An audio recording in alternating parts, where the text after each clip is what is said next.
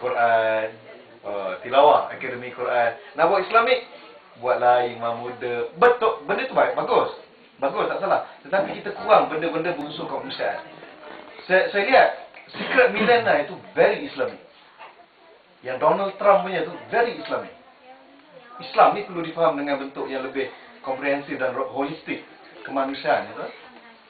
Tapi in spesifik perkara Secret Millionaire very Islamic. Bagaimana orang milioner dia akan menyamar pergi ke bandar orang tak kenal dia untuk pilih siapa yang layak terima dia nak bagi bantuan. Dia tak bagi pada individual dia bagi kepada siapa yang membantu orang. Jadi dia pergi antara tempat dia pergi tu ke hospice, tempat orang tua-tua, tempat orang tua-tua. Kebetulan ada seorang volunteer tu. Semenjak bini dia meninggal, dia jadi volunteer kat situ. Dia kutip derma lah, buat kerja, ada bantuan kerajaan, tapi dia tidak cukup Jadi dia buat kerja. Kemudian antara potensial lagi dia pergi ke tempat ni perlindungan untuk refugee dan juga asylum seeker. Terkejut kita tengok asylum seeker ni, kita kadang duduk pandang lekeh kan, imigran.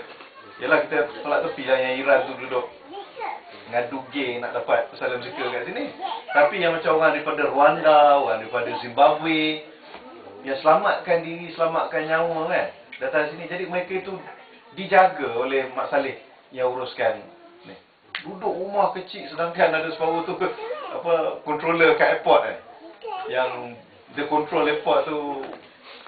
Yalah, kalau kita kat Malaysia gaji 5 angka lah kan. Tapi boleh kerana konflik kat tempat dia lari kat sini, jadi pelarian, duduk satu rumah ramai-ramai kan. Kemudian seorang lagi, ini yang menarik, yang dapat duit paling banyak. Dia bagi makanan free, dia ambil pada Tesco, daripada hypermarket ni, expired punya, dia kumpul, distribute dekat keluarga-keluarga yang miskin. Kita tak bayang UK ni orang kaya tau. Kita yang miskin ni, yang pemalas tak kerja. Tapi tak. Rupanya hidup di bawah paras kemiskinan ni, kita macam kat Singapura. Kita tahu Singapura semua kaya kan. Tapi tak. Kita baca report daripada SDP dan sebagainya. Paras kemiskinan. Jadi begitu macam kat Malaysia.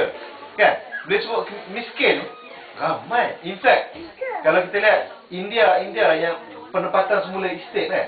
Estate dia ambil untuk buat padang golf dan sebagainya. India ni ditempatkan, asal duduk, dibiarkan bersepah, duduk setengah pun nak roboh, dipindahkan ke kota Damansara. Mereka tak ada kerja. Income tak ada. Jadi yang jahat pergi merompak. Kan? Dia impact kehidupan macam itu. Miskin. Okey. Jadi apa nak cerita kat sini? Kadang baru ni saya mengajar setahun 2 kali kat SOAS. Setiap kali pergi tu kalau nak makan free, dekat depan library SOAS tu ada Hare Krishna bagi makan free. Bagi vegetarian punya makanan free. Dia buka lagu lagu Hindustan Kemudian semua yang beratur tu bukan veggie Mak Saleh memang. Kita pun beratur sekali lah. Kan makan nasi tu bubuh veggie kat situ kan. Jadi saya terfikir mungkin itu boleh jadi kafarah bagi. Tapi kita jangan bagi dekat ni lah, bagi dekat kawasan macam Kota Damansara, bagi kat Kampung Medan. Ramai orang hidup di bawah paras kemiskinan. Atau kalau kita kata pendapatan bawah 500 pun, saya rasa kadang 1000 pun miskin lagi. Duduk kat KL 1000 pun miskin lagi. Yakin lah. Dulu masa saya bawa budak-budak ke Kampung Medan sebelum dia roboh kan. Sehingga budak ni PKP, Helmi soal. Dia orang pergi buat kampung angkat.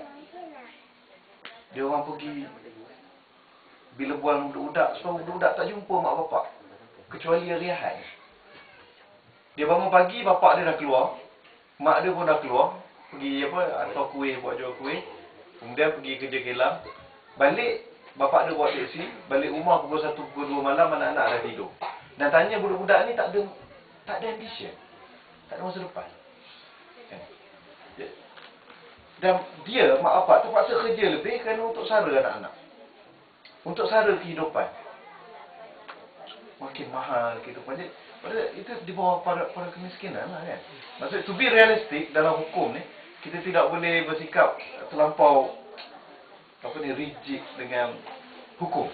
Dia kena lebih human. Itulah yang nak jelas tu, sebab nak tahu, sebab macam zakat jelas kan, dia kita boleh bayar pada yatama, masakin, ibu sabil, gharibin. Macam dalam kes miskin ni, boleh tak kita bagi macam pada janda miskin, anak yatim, ke dia mesti miskin betul, dia miskin tu. Jadi termasuk tak kategori anak yatim tu sebagai miskin, orang yang berhutang miskin? Kalau rumah anak yatim tak semualah, tapi kebanyakan dia tak miskin lah, agak mewah. Tu nak tahu segi hukum, mana kita pun rasa puas hati kan, mana kita dah lepas kita punya segi kafarah tu dah terlepas. Cuma saya lebih galakkan duit tu pergi hantar ke Gaza. Tu memang confirm miskin. Tak ada orang khilaf. Tak payah kafarah ke? Tak, contoh mana segi pelaksanaan lah kan. Tahun lepas ni bulan. Ramadan lepas. Ataupun di KL ni banyak yang duduk tidur bawah jambatan tu. Ya, tidur banyak. Banyak tu yang Kristian banyak lebih buat. Gereja Brickfield setiap hari Ahad buat bagi makan.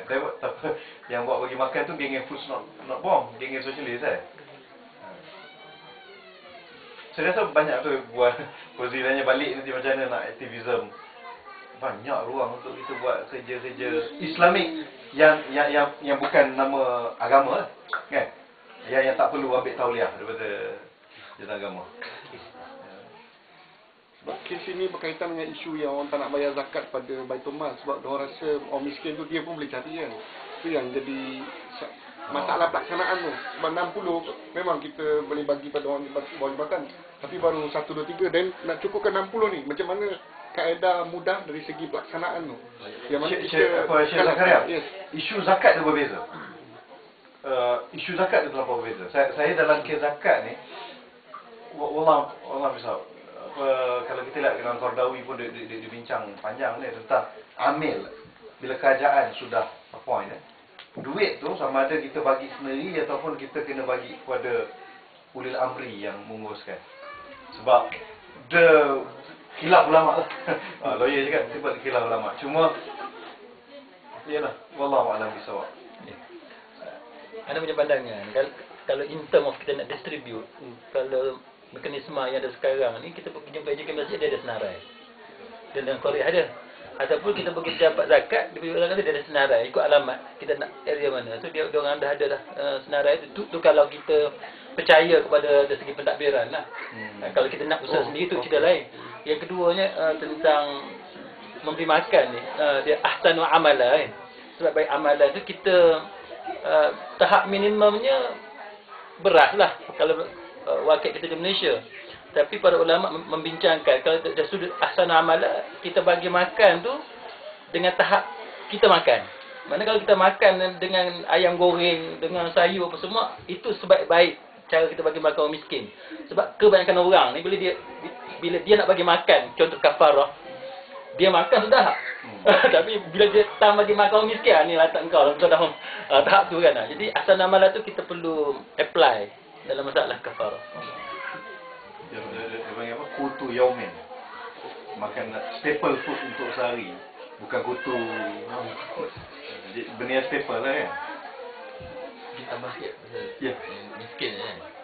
Saya ingin kita betul kalau di Selangor kita zakat kan.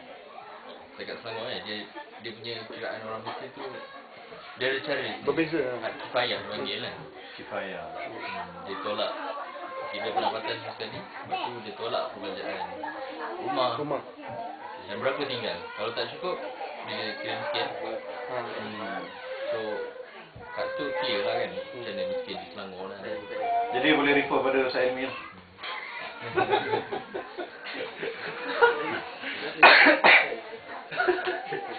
Yang itu pun bagus.